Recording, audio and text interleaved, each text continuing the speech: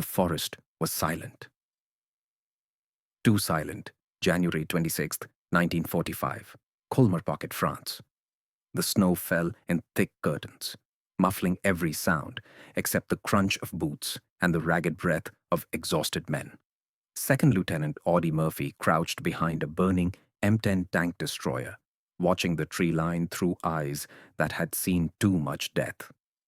He was 20 years old, looked 17, and commanded what was left of Company B, 15th Infantry Regiment, 3rd Infantry Division. Behind him, 42 soldiers dug into frozen earth, preparing for an attack they couldn't possibly survive. In front of him, across 200 yards of open snowfield, 6 German panzer tanks rolled forward like iron coffins, followed by 250 Wehrmacht infantry soldiers moving in tight formation through the winter fog. The Americans were outnumbered 6-1, outgunned out of options. Murphy's radio operator, Latty Tipton, grabbed his shoulder. "Lieutenant, we gotta fall back. We can't hold this." "We hold." Murphy's voice was flat, cold. "If they break through here, they'll roll straight into Holzwehr. 300 civilians, women, children." "Sir, we don't have the firepower." An 80mm shell screamed overhead and detonated 50 yards behind them, showering the American position with frozen dirt and shrapnel. The German tanks were ranging in.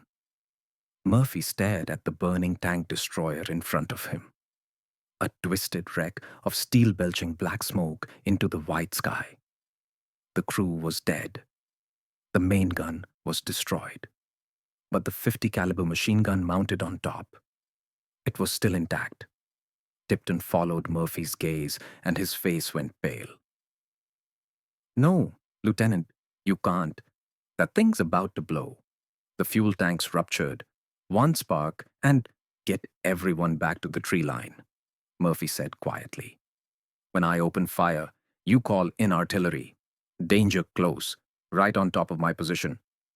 That'll kill you." Murphy climbed onto the burning tank destroyer. The metal was hot enough to blister skin through gloves. Smoke poured from ruptured seams. Flames licked at the engine compartment. The entire vehicle could explode at any second, and Murphy was standing on top of it, fully exposed, silhouetted against the snow. He gripped the 50 caliber machine gun, chambered around, and stared down 250 German soldiers advancing across the open field. One man, one gun, one burning tank that could become his funeral pyre at any moment. The Germans saw him, this lone American standing on a flaming wreck, and hesitated. Was he insane? Was this a trap? Murphy pulled the trigger. The 50 cal roared to life. A sound like the world tearing in half. Tracer rounds cut through the snow in brilliant red arcs, slamming into the advancing German infantry. Men dropped, others scattered. The panzers pivoted, trying to acquire this unexpected target. Murphy didn't flinch. He stood on that burning tank for the next hour, alone, exposed, surrounded by an entire German battalion, and fired until the barrel glowed white-hot and his hands were raw with burns, and when the smoke finally cleared, the snow around him was stained red with the blood of over 50 enemy soldiers. The German advance had stopped. The battalion had retreated. One man had held the line. But the cost of courage like that is always paid in pieces of the soul that never come back. Audie Murphy wasn't supposed to be a soldier. He was supposed to be dead. Born June 20th, 1925, in a dirt floor sharecropper's shack near Kingston, Texas. One of 12 children in a family so poor that hunger was just another season. His father abandoned them when Audie was young. His mother died when he was 16, leaving him to care for his younger siblings by hunting rabbits and picking cotton for pennies. He was 5'5", barely 110 pounds, baby-faced with eyes that looked too old for his skull. When he tried to enlist after Pearl Harbor in 1941, the Marines rejected him. Too small. The paratroopers rejected him. Too short. The Navy rejected him. Underweight. The Army finally took him in June 1942 and immediately regretted it. His drill sergeants thought he'd wash out in weeks. Fellow recruits called him baby. Officers assumed he'd end up in supply or administration, somewhere far from combat where his size wouldn't get him killed. They were wrong. By January 1945, Audie Murphy had fought across North Africa, Sicily, Italy, and France. He'd earned 3 Purple Hearts, 2 Silver Stars, and the Distinguished Service Cross. He'd killed more enemy soldiers than anyone could count. He'd watched friends die in his arms. He'd stopped flinching at artillery, stopped crying at funerals, stopped sleeping without nightmares. War had carved something out of him, something soft and human, and replaced it with cold, functional silence. The kind of silence that came just before violence. The Colmar Pocket was Hitler's last desperate grip on French soil, a bulge of German-occupied territory west of the Rhine River, 850 square miles of frozen hell, where the Wehrmacht had dug in like ticks. Fortified villages, minefields, machine gun nests hidden in snow-covered forests. The Allies needed it cleared. The Germans refused to give it up. January 1945 was one of the coldest winters in European history. Temperatures dropped to -10 Fahrenheit. Snow-buried roads. Frostbite claimed as many casualties as bullets. Soldiers wrapped their feet in newspaper just to keep their toes from turning black. Company B had been fighting for 6 straight days. They'd pushed the Germans back village by village, house by house, room by room. Every crossroads was a killing ground. Every farmhouse a fortress. The enemy fought with the desperation of men who knew the war was lost but refused to surrender. Murphy's company had started the offensive with 128 men. By January 26th, they were down to 42. Replacements arrived daily. Teenage boys, fresh from stateside training, who didn't know how to dig a proper foxhole or recognize the whistle of incoming mortar fire. Murphy tried to keep them alive. Most died within 72 hours. He stopped learning their names. The objective that morning was simple: secure the road junction outside Holzwehr and hold it until reinforcements arrived. Intelligence reported light enemy resistance, a few machine gun nests, maybe a half-track or two. Intelligence was wrong. When Company B reached the junction at Oraik 100 hours, they found themselves facing an entire German battalion. 6 panzer tanks supported by 250 infantry soldiers from the 708th Volksgrenadier Division. These weren't green conscripts or old men scraped from the bottom of the barrel. These were veterans, soldiers who'd fought on the Eastern Front, who knew how to move through winter terrain, who didn't panic under fire. Murphy immediately ordered his men to dig in along the tree line, using the forest for cover while they prepared defensive positions.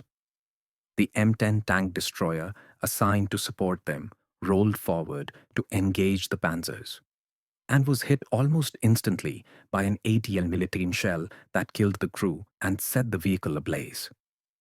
The Americans had no armor, no anti-tank weapons, no air support. The weather was too thick for planes, just rifles, a few machine guns, and one burning tank destroyer blocking the road. Captain Wally Wiespening, Murphy's commanding officer, crawled up beside him and stared at the advancing German column through binoculars. "Jesus Christ, that's a full battalion." Murphy nodded. "We can't hold this," Wiespening said quietly. "If we stay, they'll roll right over us. We need to fall back, regroup with Baker Company and 300 civilians in Holzwehr," Murphy interrupted. mostly women and kids. If we pull back, the Germans take the town by nightfall. Spinning lowered the binoculars. His hands were shaking. Not from cold, from the math. 42 American soldiers versus 250 Germans and 6 tanks. It wasn't a battle. It was a massacre waiting to happen. I'll call for artillery support, Weistfenning said finally. Try to slow them down while we evacuate. The first panzer fired. The shell screamed past Murphy's head and detonated in the trees behind them, sending splinters of frozen wood through the air like shrapnel. Men screamed. Someone was crying. Murphy stood slowly, brushing snow from his coat, and looked at the burning tank destroyer. The world was cracking open, and someone had to stand in the fracture. Murphy climbed onto the burning tank destroyer at 14:15 hours. The metal scorched through his gloves. Black smoke poured from the ruptured engine compartment, thick and oily, carrying the smell of burning diesel and cooked flesh. The crew, 3 men he'd shared coffee with that morning, were still inside, twisted into shapes that no longer looked human. He didn't look at them. He gripped the .50 caliber machine gun mounted on the turret, checked the ammunition belt, and chambered the first round. The weapon was designed to punch through light armor at 100 yards. Against infantry, it was devastating. Against 6 Panzer tanks, it was a suicide gesture. Below him, Latty Tipton was screaming into the radio, calling for artillery support. The rest of Company B had pulled back to the tree line, spreading out in a ragged defensive arc. They watched Murphy standing on that burning wreck, fully exposed, silhouetted against white snow and black smoke, and couldn't understand what they were seeing. Was their lieutenant trying to draw fire? Was he buying them time to escape, or had something inside him finally broken? The German infantry was 150 yards away now, moving in a textbook advance. Staggered formations, overlapping fields of fire, using the panzers as mobile cover. They wore winter camouflage that blended into the snow. Their rifles were slung low and ready. These weren't frightened conscripts. These were professionals. Murphy centered the machine gun sights on the lead squad. His hands were steady. His breathing was slow. For just a moment, he remembered his mother's face, the way she looked the last time he saw her alive, thin and gray and tired. She'd made him promise to take care of his brothers and sisters. He'd tried. He'd failed. They'd been scattered to orphanages and relatives across Texas. While he went off to war, he pulled the trigger. The .50 cal erupted with a sound like continuous thunder. Tracer rounds cut through the falling snow in brilliant red lines, each one carrying enough kinetic energy to tear a man in half. The lead German squad disintegrated, bodies jerking, spinning, collapsing into crimson snow. The rest of the battalion dove for cover. Murphy adjusted his aim and kept firing. The recoil hammered through his shoulders with mechanical rhythm. Brass casings ejected in a steady stream, hissing as they hit the snow around the tank destroyer's base. The ammunition belt fed through smoothly. 200 rounds linked together, each one a small prayer for survival wrapped in copper and lead. Through the gun sights, Murphy watched the German soldiers scramble for whatever cover they could find. Some threw themselves into drainage ditches. Others pressed flat behind frozen logs. A few didn't move fast enough. They wouldn't move again. The Germans couldn't believe what they were seeing. Hauptmann Friedrich Weber crouched behind the lead Panzer IV, pressing his back against the cold steel as bullets sparked off the tank's armor plating. He'd fought on the Eastern Front for 2 years. He'd survived Kursk. He'd seen Russian waves break against German lines like ocean against stone, but he'd never seen anything like this. One American soldier, standing on a burning vehicle, firing a machine gun into an entire battalion. It violated every tactical principle he'd been taught. It was insane.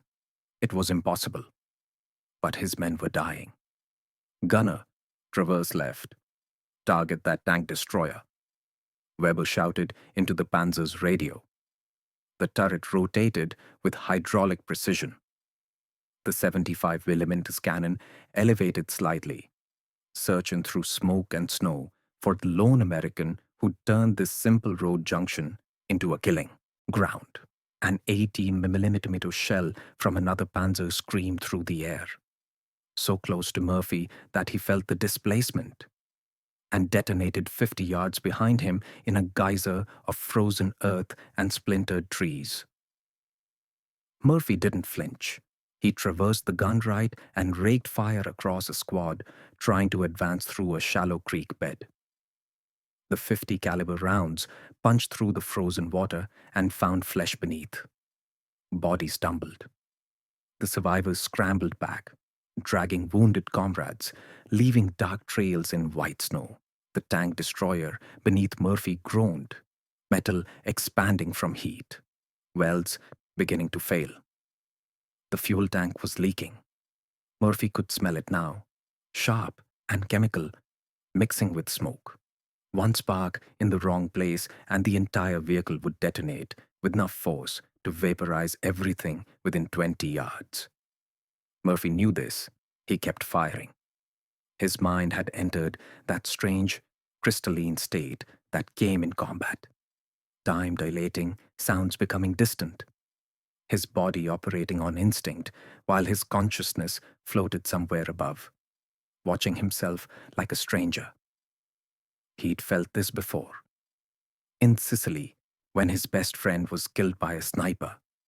In Italy, when he'd held a farmhouse against a German counterattack for 3 hours. In France, when he'd single-handedly destroyed 2 German machine gun positions. The numbness that came just before extraordinary violence behind him. Tipton's voice crackled over the radio, calling coordinates to the artillery batteries. Fire mission, danger close, grid coordinates 487 Santusumat 35. Danger close meant the shells would land within 600 meters of friendly forces. Tipton was calling them in at 100 meters, on Murphy's position, on purpose.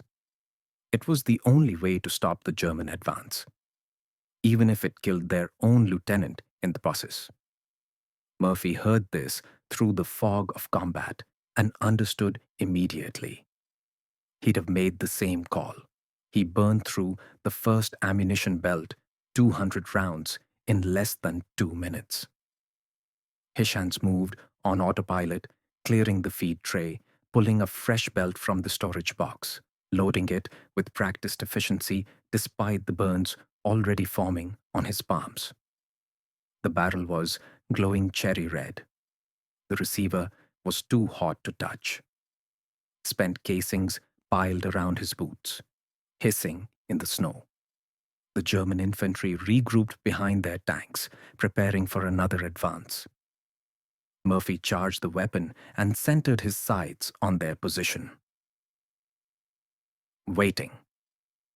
Hauptmann Weber screamed orders to his squad leaders, trying to coordinate a concentrated push that would overwhelm this impossible American. First platoon, advance on the right flank. Second platoon, suppressing fire. Third platoon, Murphy opened fire again. The machine gun's roar drowned out Weber's commands. Tracer rounds carved through there in precise, deadly arcs. The first platoon's advance collapsed before it began. Men falling, others diving for cover, the attack dissolving into chaos. Weber pressed himself harder against the Panzer, feeling the vibration of its engine through his spine. This wasn't working. Standard infantry tactics meant nothing against an enemy who didn't care about his own survival. What do you do against a man who's already decided to die? All tanks, concentrate fire on that burning vehicle, Weber ordered.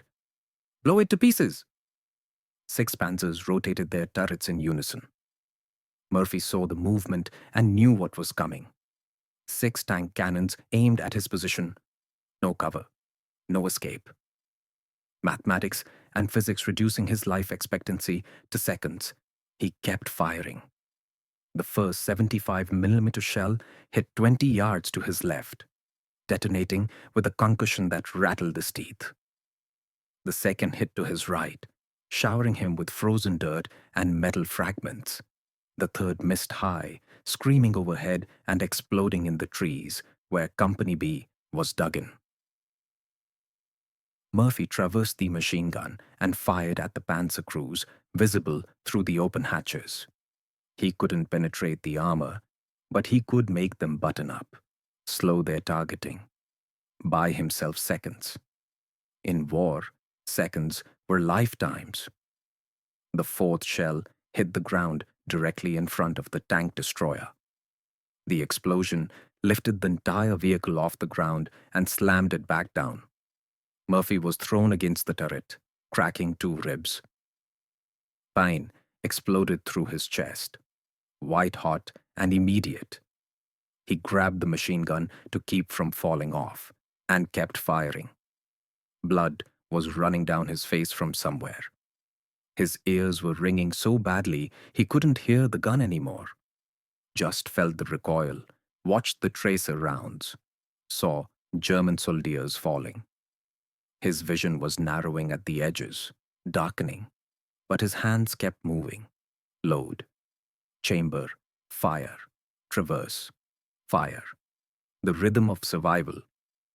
A Wehrmacht officer appeared behind one of the panzers.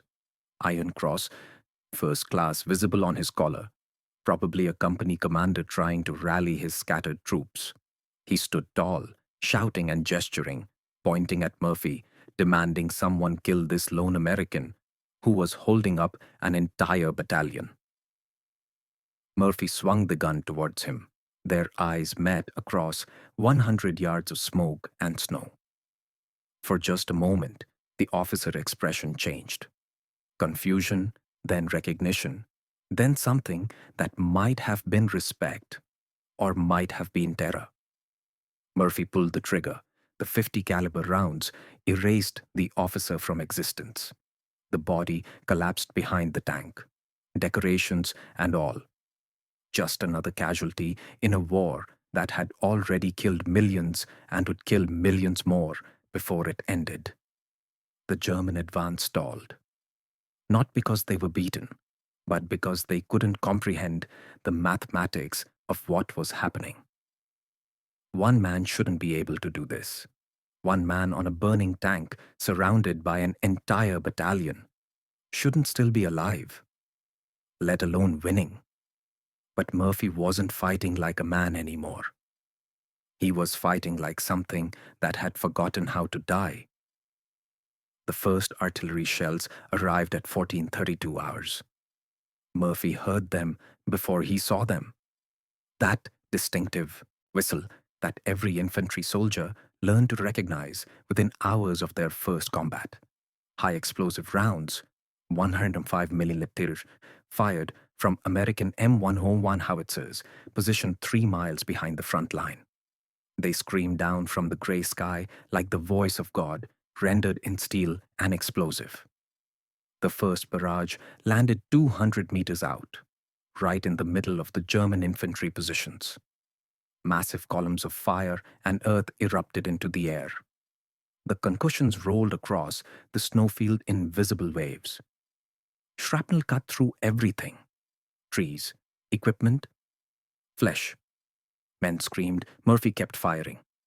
The artillery forward observer was good, adjusting fire with each salvo, walking the shell closer to the German positions, tightening the noose. 150 meters, 120 meters, 100 meters. Danger close. The next barrage landed so near that the shockwaves hammered through Murphy's chest, disrupting his heartbeat. Snow and frozen earth rained down on him. His ears were bleeding, ruptured eardrums from the constant overpressure. But he could still see, still move, still fight, still kill. The German infantry was pinned now, caught between Murphy's machine gun in front and American artillery raining down from above. They tried to retreat, but the panzers were in the way, blocking escape routes, creating bottlenecks where men clustered and died in groups. Hauptmann Weber saw his battalion disintegrating and made a desperate decision. Alunitz, fix bayonets. We charge that position directly. It's one man. One man. We outnumber him 50-1. Orders passed through the German ranks. Soldiers drew their bayonets, long, wicked blades designed for close combat. Some were veterans who'd used them before. Others were teenagers who'd never been close enough to an enemy to see his face. They formed up in the smoke and snow and charged. 30 Wehrmacht soldiers sprinting toward Murphy's position, screaming, rifles up, bayonets fixed. It was courage. It was desperation. It was the only option left. Murphy watched them come. Time seemed to slow. He could see individual faces, young, old, terrified, determined. He could see their breath condensing in the cold air, could see the snow kicking up from their boots. He centered the machine gun and pulled the trigger. The 50 caliber rounds cut through them like a scythe through wheat. Bodies dropped in heaps. Men tripped over their own dead. The charge collapsed 15 yards from the tank destroyer, leaving corpses piled in the snow like sandbags. The few survivors turned and ran. Murphy tracked them with the gun, firing controlled bursts, dropping them one by one until the ammunition belt ran dry and the weapons bolt locked back on empty. Silence. The kind of silence that came after artillery, after screaming. After death, Murphy stood on top of the burning wreck, hands still gripping the machine gun, breathing in ragged gasps. His uniform was scorched black. His face was covered in soot and blood, some his own, most not. His hands were blistered raw, flesh peeling away fro palms. He'd been standing on that tank destroyer for 53 minutes. He'd fired over 1,000 rounds of 50 caliber ammunition. He'd killed or wounded at least 50 German soldiers. He'd held the line, alone. The tank destroyer's fuel tank finally ignited with a deep, grinding roar. Flames erupted from every seam, spreading across the entire vehicle. Murphy felt the heat surge beneath his boots. Intense, immediate, unavoidable. He jumped. The explosion hit him midair, the blast wave throwing him forward like a rag doll. He hit the snow face first, tumbled, slid to a stop in a drainage ditch. For a long moment, he just lay there, ears ringing, lungs burning, tasting blood and cordite and ash, wondering if he was dead and just hadn't realized it yet. Then hands were pulling him up. Tipton's voice, distant and muffled. Lieutenant! Lieutenant! Murphy? Murphy opened his eyes. The world swam into focus. The tree line, his men, the burning wreckage behind him sending black smoke into the white sky. German bodies scattered across the snowfield like dark seeds planted in winter soil. I'm good, Murphy heard himself say. I'm good. He wasn't. The medic found Murphy sitting against a tree 20 minutes later, smoking a cigarette with hands that wouldn't stop shaking. Let me see those burns, sir. Murphy shook his head. Check the others first. Lieutenant, your hands are... I said check the others. The medic hesitated, looking at Murphy's face. The blood, the soot, the eyes that looked simultaneously focused and 1,000 miles away. Then he nodded and moved on to the next casualty. Murphy took another drag from the cigarette. It tasted like ash and chemicals. Everything tasted like that now. Food, water, air. The war had gotten inside him, changed his chemistry, made him something different than he'd been before. Around him, Company B was conducting battlefield triage. 4 dead, covered with shelter hubs until Graves' registration arrived.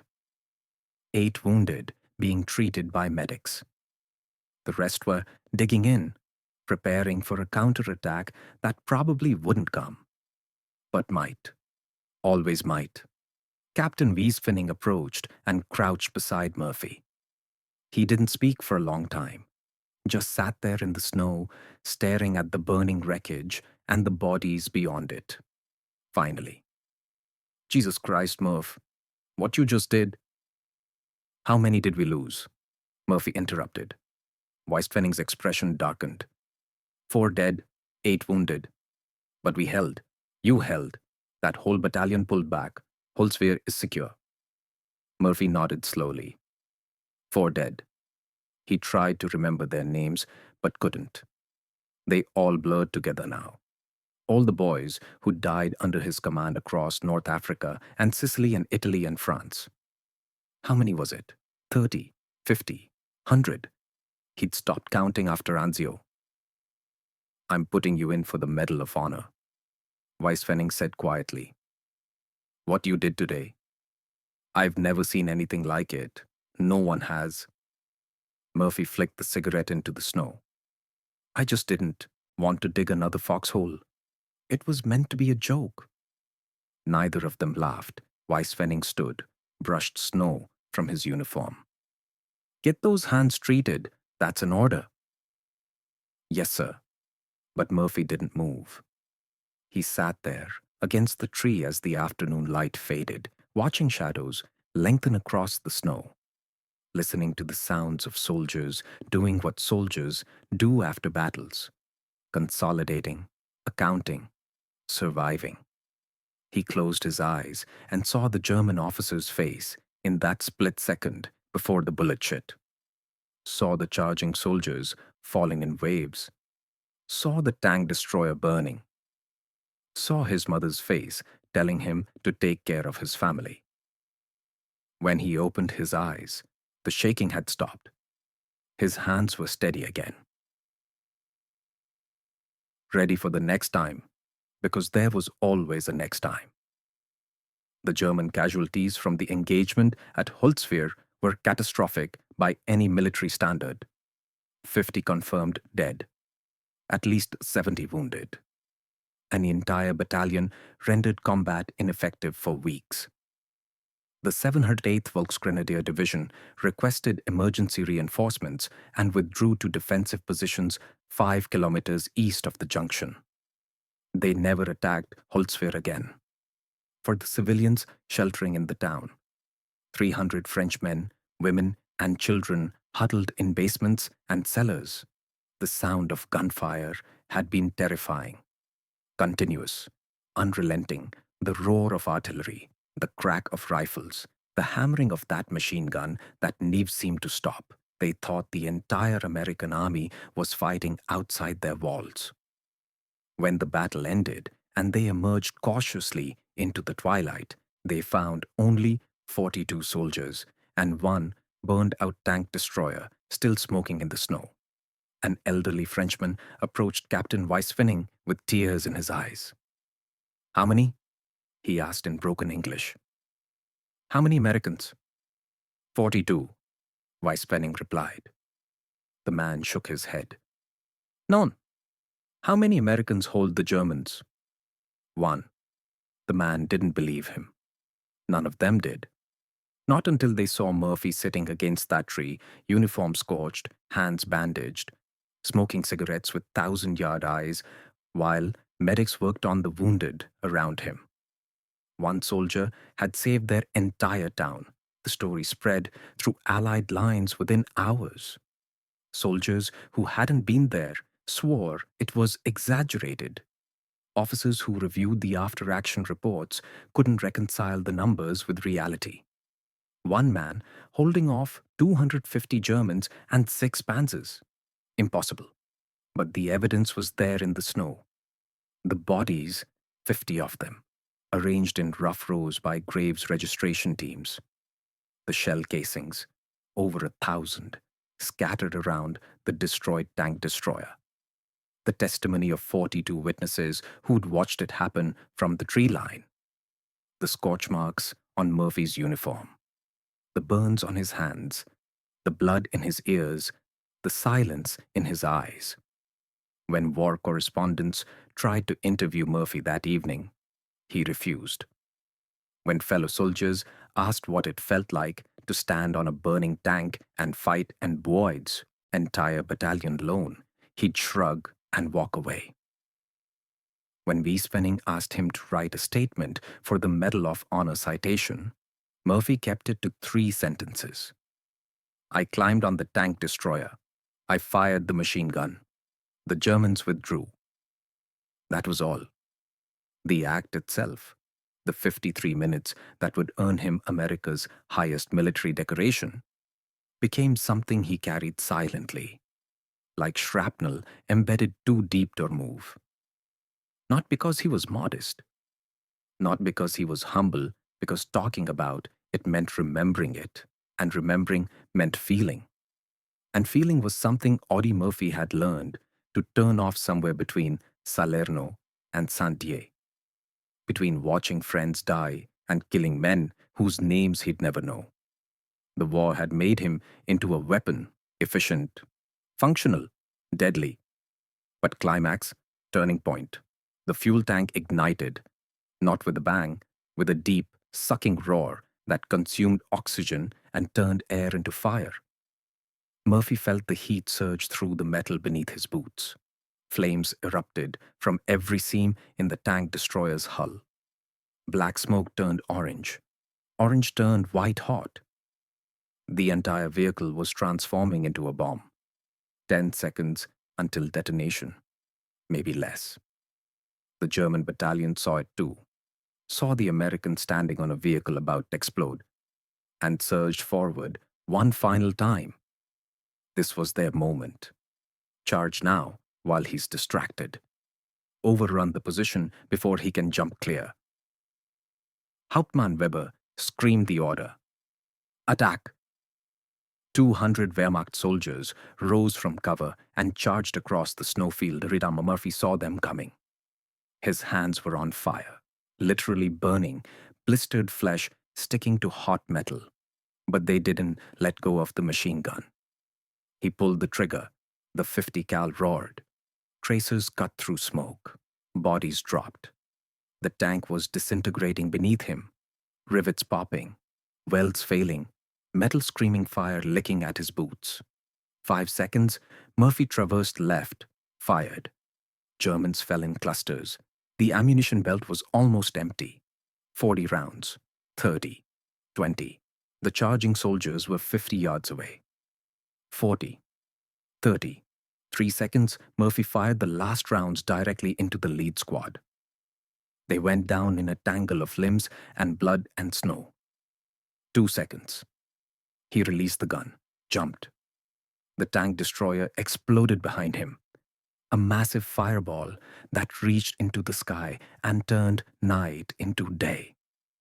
The blast wave caught Murphy midair and threw him forward like a toy, tumbling him through space with flames at his back.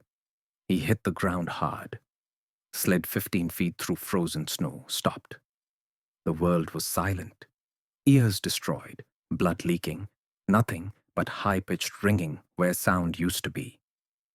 Murphy lifted his head. Through smoke and snow and tears and blood, he saw the German battalion. They had stopped, not retreating, not advancing, just standing there in the firelight, staring at the burning wreckage where one American soldier had held the line for an hour. Some were wounded. Some were dying. All were exhausted. And every single one of them was looking at Murphy. This small man, this Texas boy who wasn't supposed to survive basic training, who just destroyed an entire battalion with nothing but a machine gun and refusal to die.